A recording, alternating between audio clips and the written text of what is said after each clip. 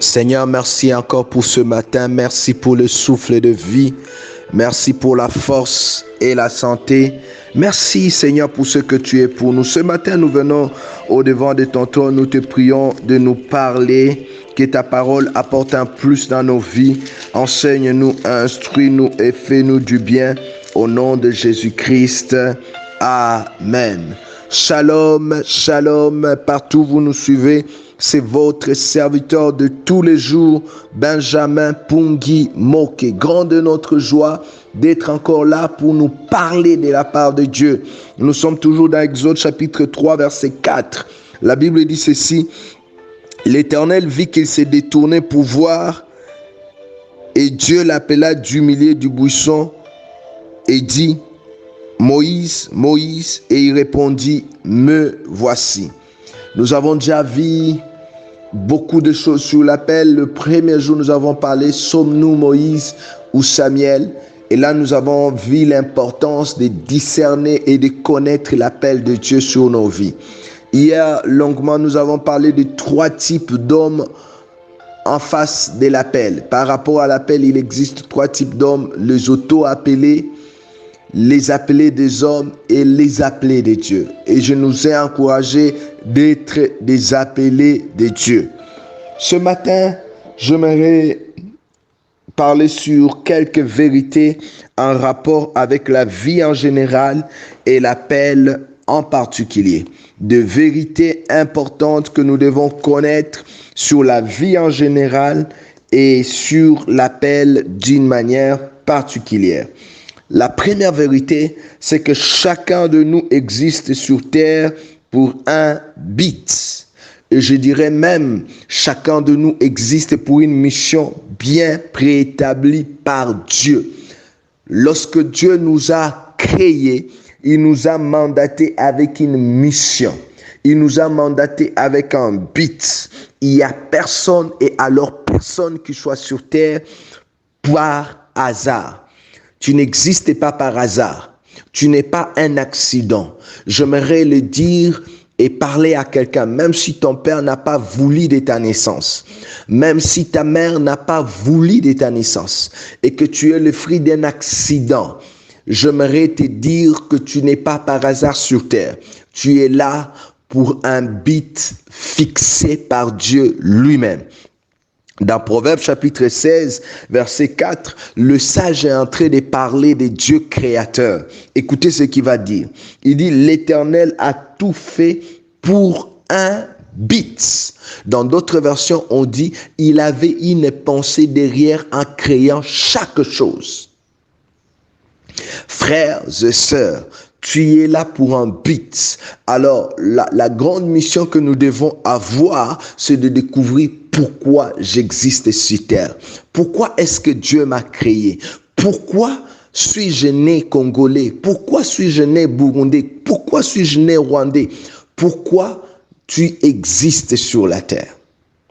Tu n'es pas venu en promenade.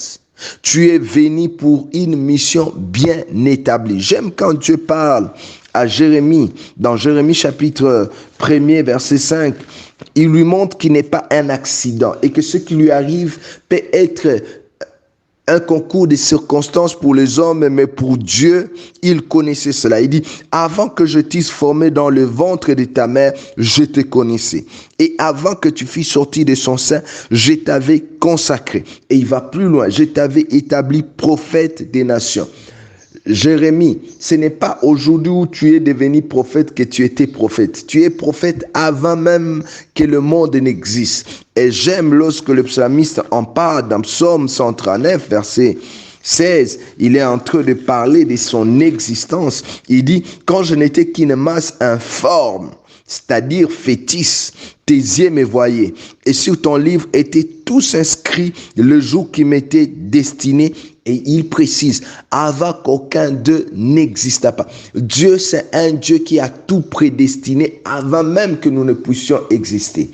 Mes frères et sœurs, il est capital et important que vous puissiez comprendre que vous n'êtes pas un accident. Vous n'êtes pas un hasard. Dieu a tout établi. Il a tout planifié. Et c'est capital de marcher avec ça dans la tête.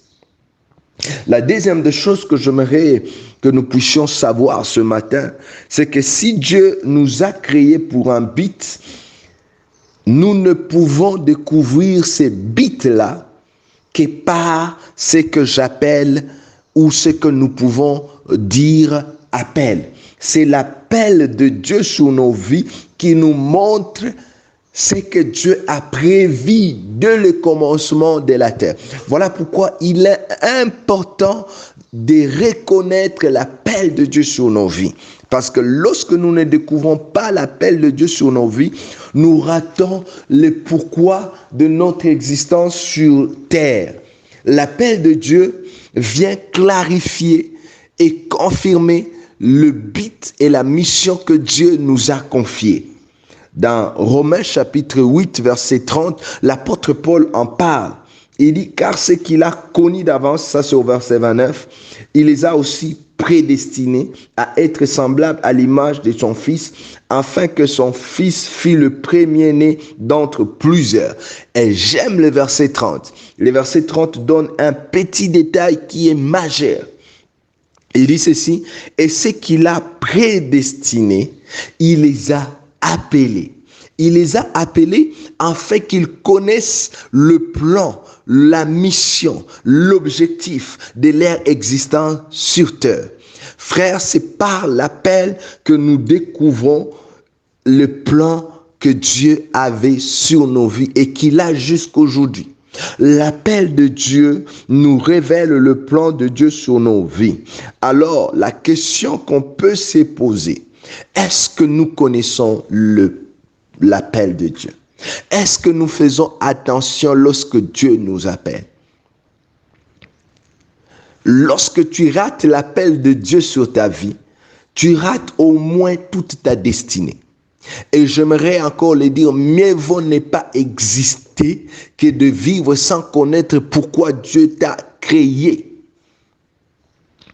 Le plus grand gâchis de l'homme, c'est d'exister sur la terre et ne pas connaître sa mission et surtout ne pas travailler pour cette mission-là. J'aime lorsque la Bible parle du roi David dans Acte 13, verset 36. La Bible dit, « Or David, après avoir travaillé au dessein de Dieu sur la terre, il mourut. » Non seulement qu'il connaissait ce que Dieu voulait pour lui, mais il a fourni toute sa vie sur la terre à travailler afin d'accomplir la mission de Dieu. Je nous pose une question. Sommes-nous en train d'accomplir la mission de Dieu ou nous accomplissons notre mission? C'est ainsi que même la Bible dit, vos projets ne sont pas mes projets, vos pensées ne sont pas mes pensées.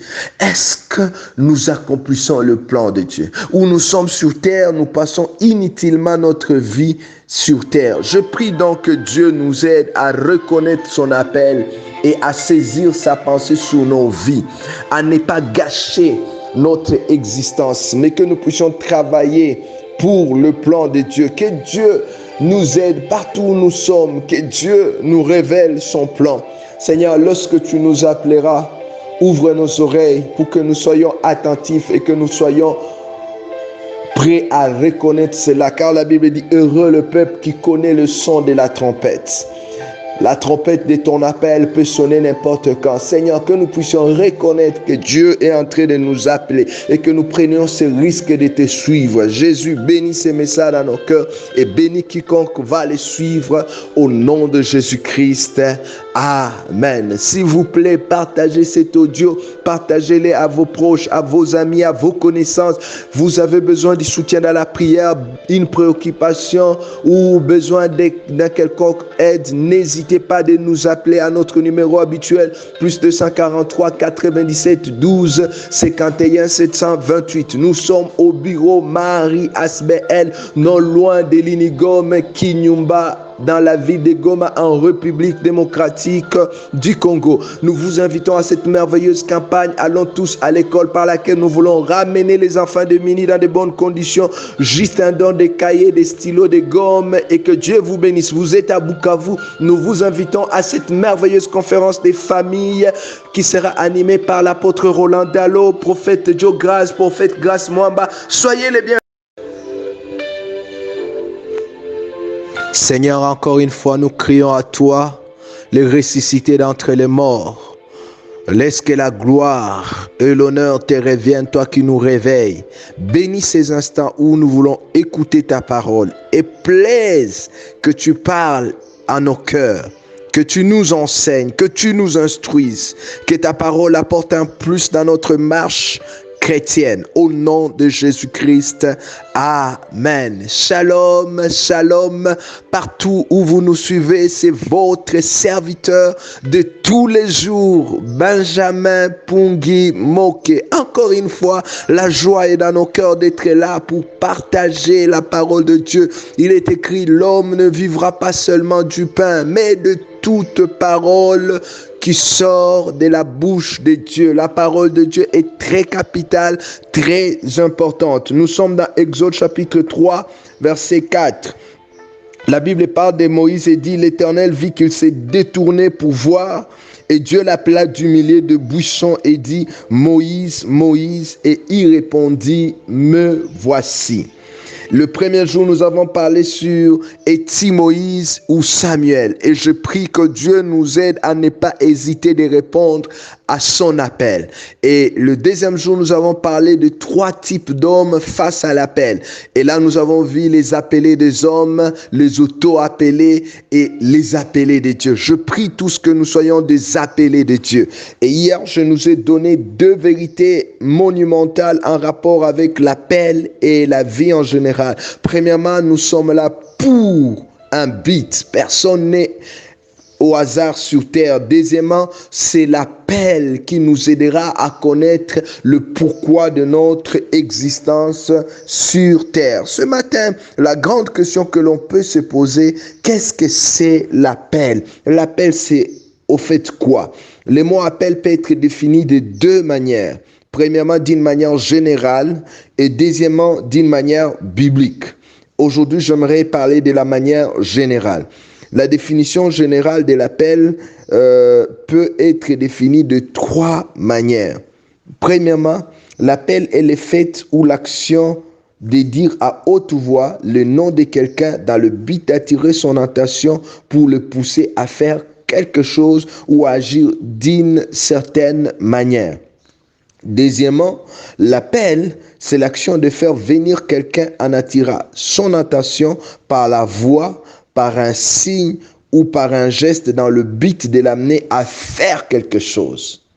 Troisièmement, l'appel est le fait de faire comprendre à quelqu'un par un moyen de communication qui est perceptible qu'on lui demande de venir, de se rapprocher pour un but qu'on vient de lui confier. Je vais répéter les 3 définitions. Premièrement, l'appel est le fait ou l'action de dire à haute voix le nom de quelqu'un dans le but d'attirer son attention pour le pousser à faire quelque chose ou à agir d'une certaine manière. Deuxièmement, l'appel, c'est l'action de faire venir quelqu'un en attirant son attention. Ça peut être par la voix, par un signe ou par un geste dans le but de l'amener à faire quelque chose. Et enfin, l'appel est le fait de faire comprendre à quelqu'un par un moyen de communication perceptible qu'on lui demande de venir, de se rapprocher pour un but qu'on vient de lui confier. Alors, si vous n'avez pas pu retenir toutes ces définitions, retenez qu'il y a 4 facteurs majeurs qui interviennent pour parler de l'appel. Sans ces 4 choses, il n'y a pas d'appel. Le premier facteur, c'est l'appelant ou encore celui qui initie l'action. Et dans notre cas, nous parlons de l'appel de Dieu, c'est Dieu qui initie l'action. Je nous pose encore une question, qui vous a appelé? On revient sur le type d'homme. Êtes-vous un auto-appelé, quelqu'un qui s'appelle soi-même? Êtes-vous un appelé des hommes? Mais le meilleur, c'est d'être appelé de Dieu. L'appelant, celui qui initie l'appel. Le deuxième facteur, c'est l'appelé, encore celui qui subit l'action de l'appel. C'est le concerné, et les concernés ici, c'est moi, c'est toi qui écoutes cet audio. Nous sommes tous des appelés de Dieu. Le troisième facteur, c'est le moyen utilisé pour appeler. Ces moyens peuvent être la voix, ça peut être les gestes, ça peut être les signes. Mais je nous pose une question ce matin. Est-ce que nous connaissons le moyen que Dieu utilise pour nous appeler? C'est là le plus grand problème. Très souvent, Dieu nous appelle. Il peut nous appeler par des circonstances. Il peut même nous appeler par des problèmes. Il peut nous appeler par des situations compliquées. Est-ce que nous arrivons à détecter que Dieu est en train de nous appeler? Dans 1 Samuel chapitre 3, Dieu appelle Samuel. Et Samuel, il écoute par la voix. Lui, il est convaincu que c'est le souverain sacrificateur Élie qui l'appelle. Et pourtant, c'est Dieu. Je nous ai parlé le premier jour des choses qui se passent lorsque nous ne reconnaissons pas l'appel de Dieu. Nous perdons notre état, nous perdons l'énergie, nous tâtonnons. Et c'est pas une chose bonne. Je prie donc que tu sois à mesure de reconnaître que Dieu est en train de t'appeler par tel ou tel autre moyen. Quatrième et dernier facteur, c'est le but. Frères et sœurs, on n'appelle jamais pour rien.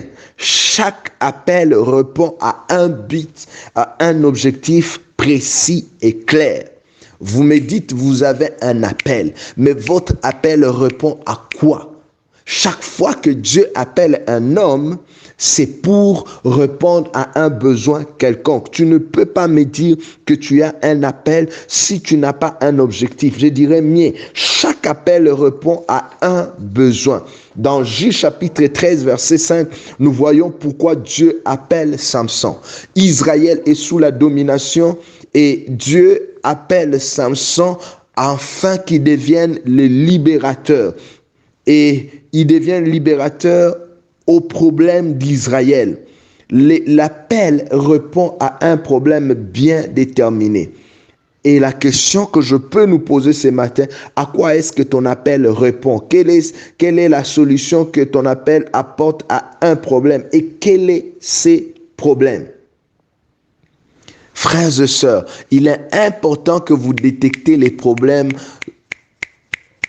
et que non seulement vous puissiez les détecter et que votre appel réponde à ces problèmes-là. Dieu n'est pas un gaspillateur de dons. Dieu n'est pas un gaspillateur de talents. Chaque fois qu'il appelle un homme, c'est parce qu'il sait qu'il sera une solution à un problème. Tu es un Samson et tu es appelé à devenir libérateur, sache que tu dois libérer ton peuple de l'esclavagisme. Dieu ne gaspille pas son temps d'appeler les gens en vain. Même si tu ne comprends pas cet appel, Dieu sait pourquoi il va le faire. Et généralement, lorsque Dieu nous appelle pour résoudre un problème, le problème est des fois plus grand que nous-mêmes. Mais j'aimerais dire à quelqu'un, n'aie pas peur de répondre à Dieu parce que Dieu, il sait pourquoi il a placé cet appel en toi et pourquoi c'est seulement toi. Je ne sais pas quel est le problème auquel ton appel est appelé à répondre, mais ce matin, j'aimerais prier pour quelqu'un qui aimerait dire, Seigneur, je veux répondre à ton appel. Demain, par la grâce de Dieu, nous allons définir l'appel sur le plan biblique et je prie que Dieu nous aide à répondre à son appel. Seigneur, ce matin, nous voulons nous laisser entre tes mains et nous voulons, Seigneur, nous soumettre à ta volonté, répondre à ton appel tel que toi tu le veux. Je prie pour mon frère qui hésite encore, mais que tu as appelé, que tu le bénisses, que tu bénisses sa vie, que tu bénisses, oh Dieu, son ministère, au nom de Jésus-Christ. Bénis ces messages dans nos cœurs et bénis quiconque a entendu ces messages, que cela apporte un plus. Donne-nous encore de nous retrouver demain pour ta seule gloire, au nom de Jésus-Christ. Amen. S'il vous plaît, veillez, partagez cet audio à vos amis, à vos proches. Merci à tous ceux qui partagent ces audios. Merci surtout aussi à ceux qui nous donnent les réactions de part et d'autre. Que Dieu vous bénisse. Notre numéro reste le même. Plus 243 97 12 51 728. Retrouvez-nous au bureau Marie Asbel, non loin de l'Inigome, Kinyumba, si vous voulez vous entretenir avec nous et nous serons ravis. Nous vous invitons à cette merveilleuse campagne. Allons tous à l'école par laquelle nous voulons ramener les enfants de Mini dans de bonnes conditions. Juste un don d'un cahier, d'un cartable, d'une paire de chaussures, d'un uniforme. Tout pour la gloire de Dieu et que Dieu vous bénisse. Vous êtes à Bukavu, ne ratez pas cette grande rendez-vous aujourd'hui dans la salle Bodega à partir de 14h30. Que Dieu vous bénisse. Bienvenue. Seigneur, encore une fois, nous te rendons grâce. Nous te bénissons, toi qui nous réveilles, toi qui nous fais ces privilèges d'être là encore en forme et en vie. La Bible dit chaque matin, tu renouvelles tes bontés sur nos vies. Et nous croyons que tu l'as fait encore en ce jour. C'est pourquoi nous venons à tes pieds afin de recevoir tes instructions, ta sagesse. Enseigne-nous, parle-nous et fais-nous du bien au travers de ta parole. Au nom de Jésus-Christ. Amen. Shalom, shalom, partout où vous nous suivez, c'est votre serviteur de tous les jours, Benjamin Pungi Moke. Grande notre joie d'être là encore ce matin pour parler de la part de Dieu. Vous le savez très bien, nous sommes dans Exode chapitre 3, verset 4. La Bible parlant de Moïse dit, l'Éternel vit qu'il s'est détourné pour voir et Dieu l'appela du buisson et dit, Moïse, Moïse. Et j'aime la réponse de Moïse. La Bible dit, il répondit, me voici. C'est depuis hier que nous sommes ici en train de parler sur l'appel et particulièrement qu'est-ce que c'est l'appel. Et je crois de tout mon cœur que nous avons déjà une idée sur l'appel. Et hier, nous avons défini l'appel d'une manière générale. Nous avons donné 3 définitions et 4 facteurs qui interviennent pour parler de l'appel. Premièrement, l'appelant.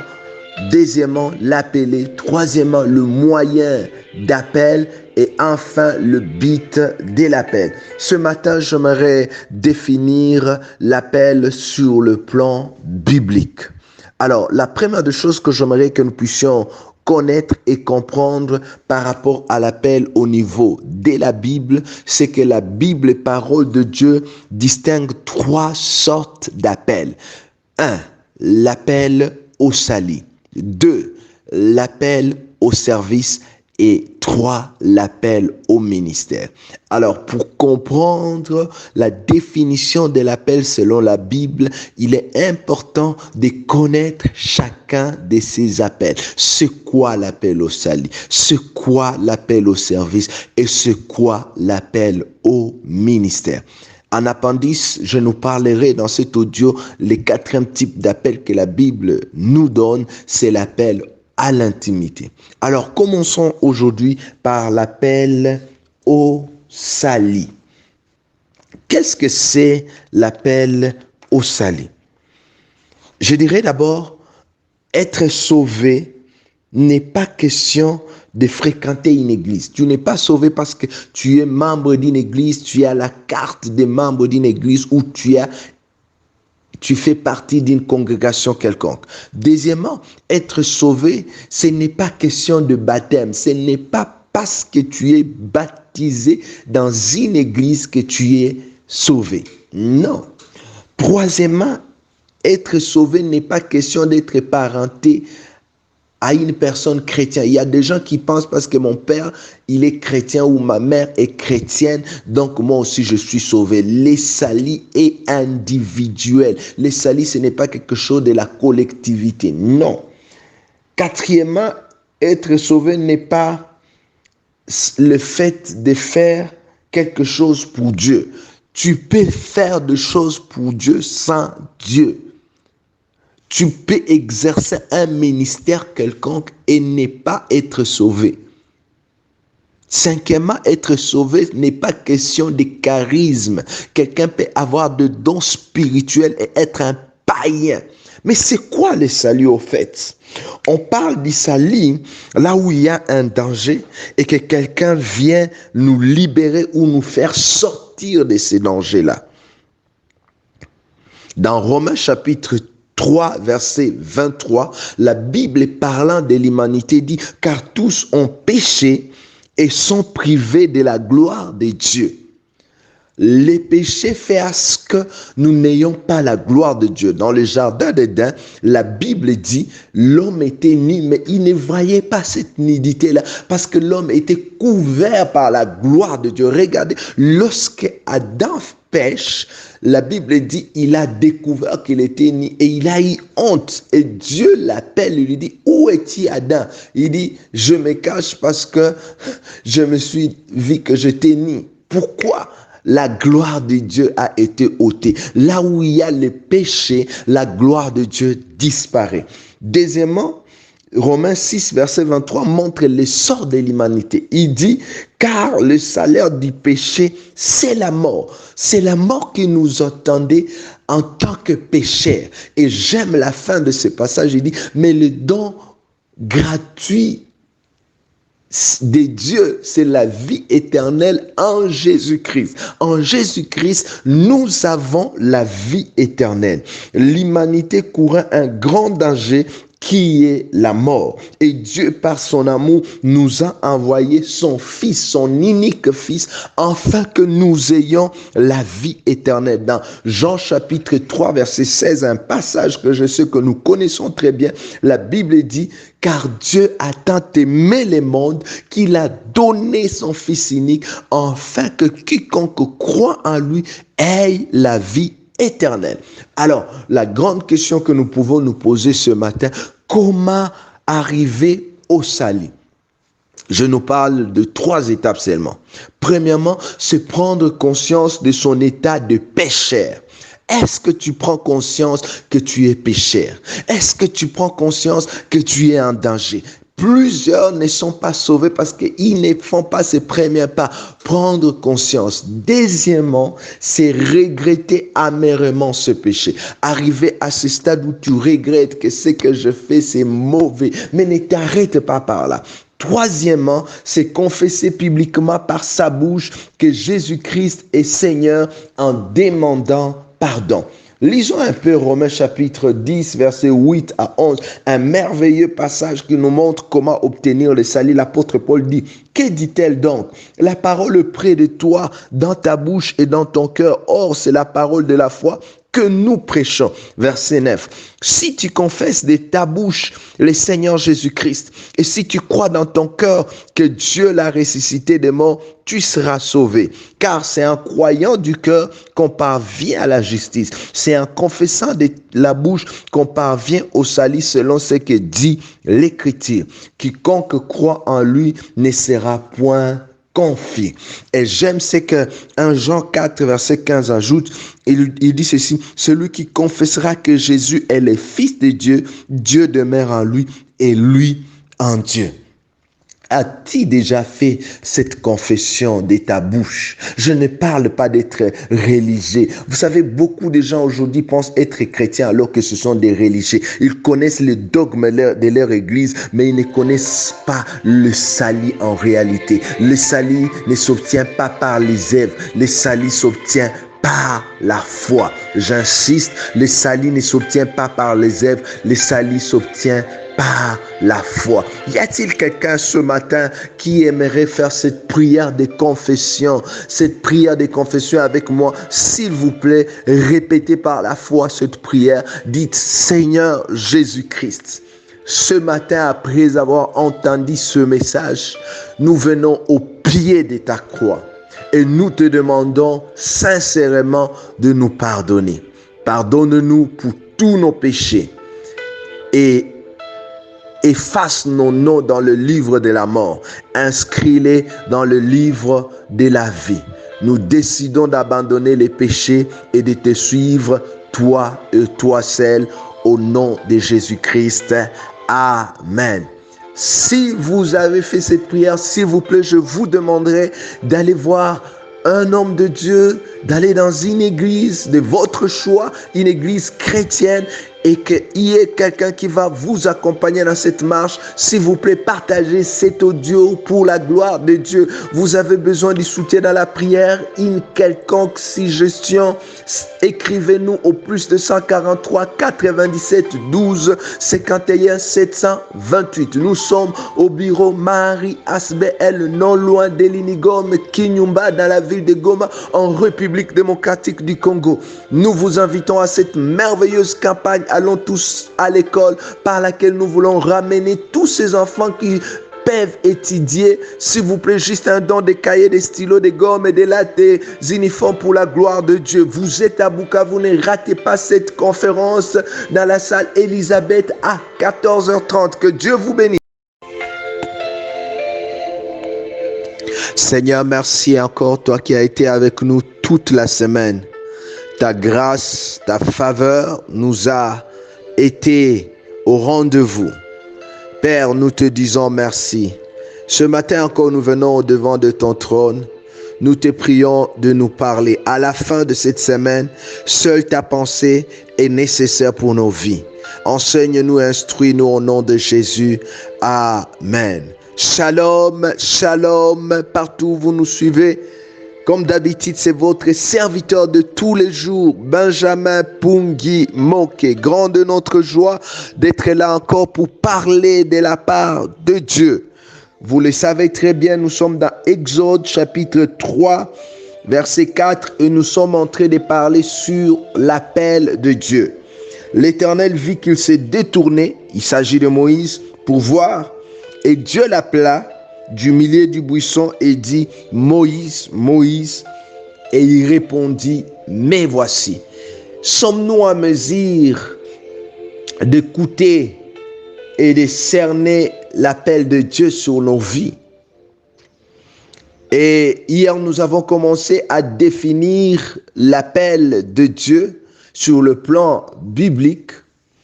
Et nous avons vu les premiers types d'appels, c'est l'appel au salut. Et je crois de tout mon cœur que chacun de nous, tous ceux qui nous suivent, ont déjà reçu Christ comme Seigneur et Sauveur. Je répète ce verset de Jésus. À quoi servira-t-il à un homme de gagner le monde entier et de perdre son âme? C'est ça le commencement. C'est le tout premier appel, l'appel au salut. C'est un appel général à tout le monde. Et après vient le deuxième type d'appel que j'appelle l'appel au service. L'appel au service. Après avoir donné sa vie à Christ, Dieu nous appelle à les servir. Et j'aime souvent le dire, nous sommes sauvés pour les servir. J'aimerais que cela soit intériorisé dans la vie de tout un chacun de nous. Et la grande question que je te pose, est-ce que tu sers Dieu? Que fait-il pour Dieu? L'erreur que nous commettons, c'est que chaque fois qu'on parle de service pour Dieu, les gens ont tendance à penser à la prédication, à l'évangélisation, à tout ce qui a trait à l'ecclésiastique. Quand je parle d'ecclésiastique, je vois l'église. J'aimerais vous dire, mes frères et sœurs, que l'œuvre de Dieu va au-delà des quatre murs de l'église. Servir Dieu, ce n'est pas seulement être chantre. Servir Dieu, ce n'est pas seulement être choriste. Servir Dieu, ce n'est pas seulement être intercesseur. Servir Dieu, ce n'est pas seulement être diacre. On peut servir Dieu sans pour autant faire partie de l'église. D'ailleurs, plus je lis ma Bible, je me suis rendu compte qu'il y a eu des hommes et des femmes qui ont servi Dieu sans pour autant être prophètes, sacrificateurs, lévites. Ma Bible me parle de Josué. Vous connaissez tous Josué, ce grand homme. Si vous lisez son histoire et même sa biographie, vous allez vous rendre compte que c'était un général, le chef de l'armée d'Israël, mais serviteur de Dieu. La Bible parle de David et la Bible va même plus loin en disant l'homme selon le cœur de Dieu. Mais c'est David ici, il était qui? Il était roi, un homme politique, mais au service de Dieu. Où sont des hommes qui ont compris cette réalité que le service de Dieu va au-delà de l'église? Aujourd'hui, les choses ne changent pas dans notre société parce que nous avons limité l'œuvre de Dieu seulement à l'église. Frères et sœurs, quittons les quatre murs de l'église et servons Dieu. J'aime lorsque l'apôtre Paul parle à ce groupe des hommes que nous pouvons penser négligeables. Colossiens chapitre 3 verset 23, il s'adresse aux hommes qui font le sale boulot que nous appelons communément des domestiques. Il leur dit ceci: tout ce que vous faites, faites-le de bon cœur, comme pour les seigneurs et non pour les hommes. Il leur invite à prendre leur travail, pas comme seulement un gain qui leur donne un salaire, mais que ce soit de bon cœur qui les font et qu'ils les fassent non pas pour les hommes, mais pour les seigneurs. Ah, je ne sais pas si quelqu'un me comprend. Si ton travail est là juste pour te ramener un salaire, tu es à côté, mon frère. Si ton travail est là pour te donner du pain, tu es à côté, mon frère. Il est important qu'en tant qu'enfant de Dieu, que nous comprenions que Dieu doit trouver gloire dans tout ce que nous faisons. Et c'est lorsque Dieu trouve gloire dans ce que nous faisons, que ce que nous faisons devient œuvre de Dieu. J'aimerais que quelqu'un le comprenne à ce week-end, que même ton travail peut être œuvre de Dieu. Tu es étudiant, tes études peuvent être œuvre de Dieu. Tu es entrepreneur, ton entreprise peut être œuvre de Dieu. J'aimerais que nous puissions comprendre dans ce sens-là. Paul dit que tout ce que vous faites, faites-le de bon cœur. Et ne le faites pas comme le faisant pour un homme. Savez-vous qu'au ciel, nous rendons compte de toute responsabilité que Dieu nous a confiée sur la terre? Beaucoup seront surpris dans le royaume de Dieu que Dieu leur demande: qu'as-tu fait du management que je t'ai donné dans une entreprise? Qu'as-tu fait du leadership que je t'ai donné dans ta société? Frères et sœurs, faisons tout pour la gloire de Dieu. J'aime quand l'apôtre Paul en parle dans 1 Corinthiens 10, verset 31. Il a compris cette réalité et il dit ceci: soit que donc que vous mangiez, soit que vous buviez, soit que vous fassiez quelque autre chose, faites tout pour la gloire de Dieu. La grande question que je peux te poser ce matin: est-ce que Dieu trouve gloire dans ton travail? Comment va-t-il trouver gloire alors que tu es un paresseux? Vous savez, un jour, un frère m'appelle, me dit: homme de Dieu, prie pour moi. Je ne comprends pas, mon chef doit être occultiste. Il n'aime pas les choses de Dieu. Je suis même licencié. Tout simplement parce que je suis parti à l'église. Je lui demande: frère, en bon, tu es parti à l'église? Je lui pose la question: à quelle heure? Il me dit: à 16 heures. Je lui dis: le travail commence à quelle heure? Il me dit: 8 heures jusqu'à 17 heures. Il est parti pendant les heures de service à l'église et il veut que son chef les supporte sans même autorisation. Et puis il dit que c'est un combat. Vous savez, il y a des choses que nous appelons combat alors que nous n'avons pas fait simplement notre responsabilité. Est-ce que tu prends au sérieux le travail que Dieu t'a donné? Est-ce que tu prends au sérieux la petite responsabilité que tu as dans la société, dans l'entreprise? Frères et sœurs, nous rendrons compte à Dieu de tout ce qu'il nous a donné comme atout, comme responsabilité, comme potentiel. J'invite donc quelqu'un à comprendre que l'œuvre de Dieu va au-delà de ce qu'il peut penser. Et Dieu nous appelle à manifester sa gloire dans tout ce que nous faisons. Ce matin, j'aimerais que quelqu'un soit révolutionné et dire: Seigneur, même au Dieu en vendant la braise, même au Dieu dans ce que je fais, j'aimerais que tu trouves gloire. À partir d'aujourd'hui, Seigneur, mon métier sera le service de Dieu. Mon langage sera le service de Dieu. Je prie que tu trouves gloire dans tout ce que je fais, dans tout ce que j'entreprends. Je prie que tu trouves gloire, gloire même dans mes pensées. Jésus, je t'invite dans mon travail, que mon travail devienne service pour Dieu, parce que c'est à cela que tu m'appelles. Bénis ces messages, oh Dieu, et bénis quiconque va le suivre et le comprendre. Je prie, Seigneur, que tu nous aides à partager cet audio à plusieurs afin que leur vie change au nom de Jésus-Christ. Amen.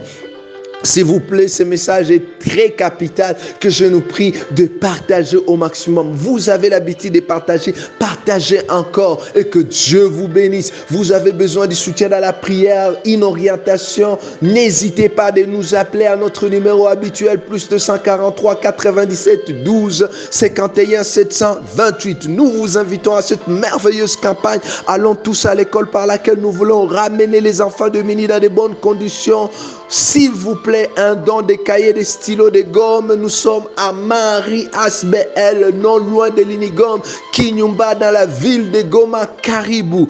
Que Dieu vous bénisse. Vous êtes à Bukavu ce matin dans la salle Elisabeth de 8h30 à 13h. Nous serons là dans une séance prophétique et 15h, nous serons là dans une séance de gloire. Que Dieu vous bénisse. Bonne journée.